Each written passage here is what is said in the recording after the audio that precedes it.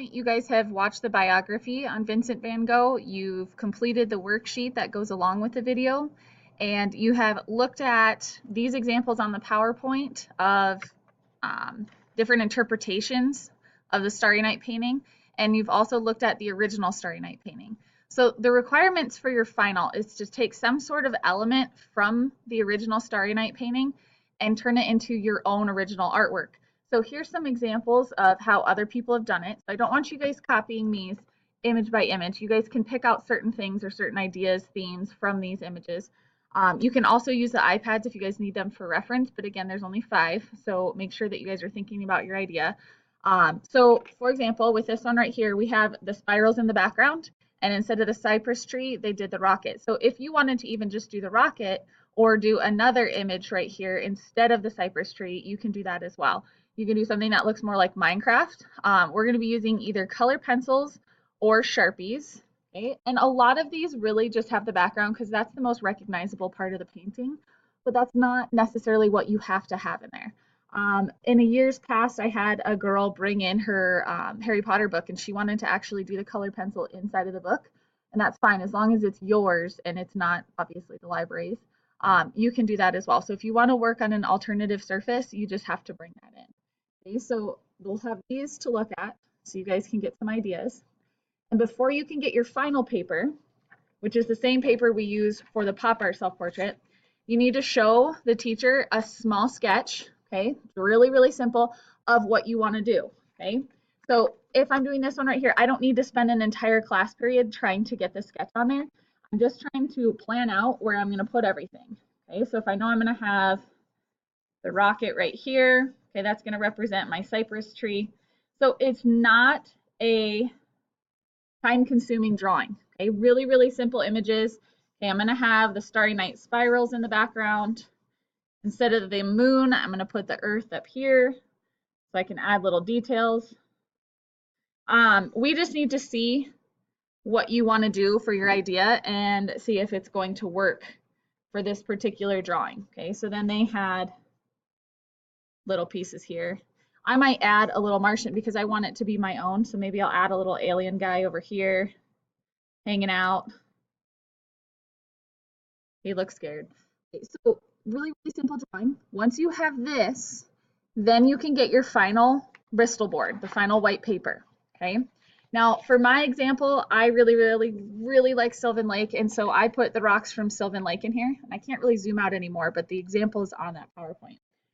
So I put my rocks in here, and then my interpretation, I included a similar background from Starry Night, and then I also had the reflection on the bottom. Now, when you do the background, we're not going to be coloring it in solid. We're going to be using dashes. So I'm going to show you guys how to do the dashes and how to start off with the spirals because a lot of times kids get confused with that. I'm going to be working in a smaller space because I can't fit my large paper on here.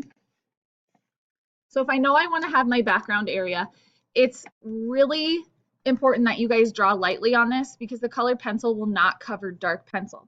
So if I know I want to add a spiral in here, what I do is I start with a light line, okay? I'm just making a little hook, okay? Then I can make it thicker, okay? Now the next spiral, it's kind of like it hooks together. Let me see if I can make my hands do this. Here we go. So it hooks together and it goes this way. So I want to take this one and go that way. So what I do is I draw a little gesture line so that way I can kind of fill it in. And I know it's going to start about right here and it's going to exit the page. So again, I have to draw these a little bit darker so you guys can see them on the screen, but you're going to want to do these really, really light so you're able to see it. Okay, and we're not scribbling these in. I'm not going to take my color pencil and just go like this to get my lines in there. That's not our goal here. Okay, we want to use small dashes.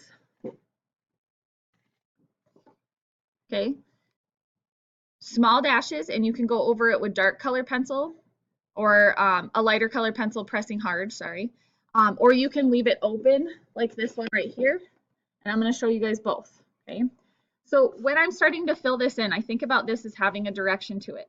So I don't put dashes going this way in this spiral. I want to follow the outside lines to add my dashes in here. Now, once I fill in one color, I'm not done. I want to fill in multiple colors in here. And I do want to press hard when I'm doing the dashes so that way the colors pop. And again, I want to make sure that I am changing the direction of the dashes so that way it allows that rhythm and movement in the spiral. If all of your dashes are going horizontal, you're going to lose that movement. Okay, so I've added a darker layer and I'm going to use multiple colors.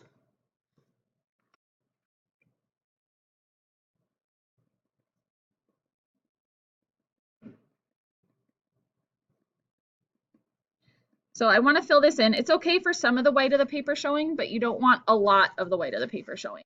Now I like to turn it so that way it's easier for me to fill this in with a curve in my hand.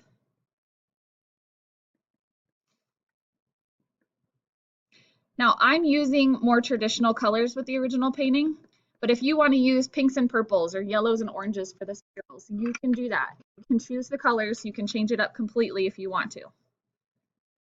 So I'm going to use 4 different colors in here. There's not a restriction on that, but you need to have more than one color.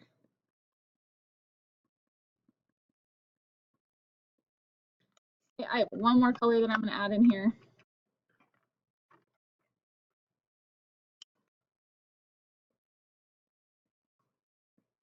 And I'm going to put this one mostly at the bottom.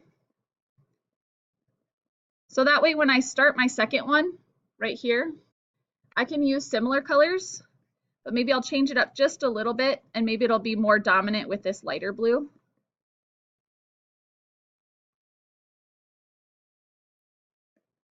So that way the spirals look like they belong together, but they're also separated. So that way the viewer can see this a little bit better. Now I used a lot of this on the bottom, so I'm not going to use a lot of this on the top. And I would continue filling this in.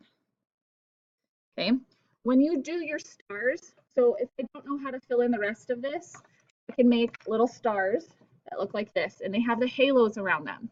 Okay, so yellow is not going to cover pencil. So what I do is if I plan out where I want my star, I actually erase it because I can still see that. You guys may not be able to see that on the screen, but I can as the viewer here. And I just fill in with my yellow orange. And then what I'm going to do is just surround it with little dashes. And I make them a little bit heavier towards the inside. And then I'm going to let them fade out because I want it to fade into the background. So I'm just putting less and less, lighter and lighter.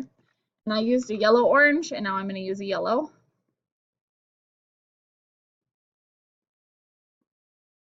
Now I have all this white space in the background.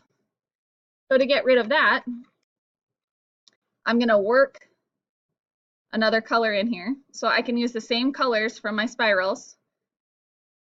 Again, I'm going to make it really light around here, and then I'm going to start to darken it up. And when I hit a spiral, all I have to do is just stop. I can continue this out till I get to the edge of my spiral to fill in that space. Okay, and I can add another one here. You can also add different colors if you want to add a little bit different colors to it. So it does take some time to work on the background, but these look really nice if you guys take the time to work on these. Now if I want to add another star over here, I'm going to do a small one just so you can see what's going to happen when they hit each other. I'll just blend this one out really quick.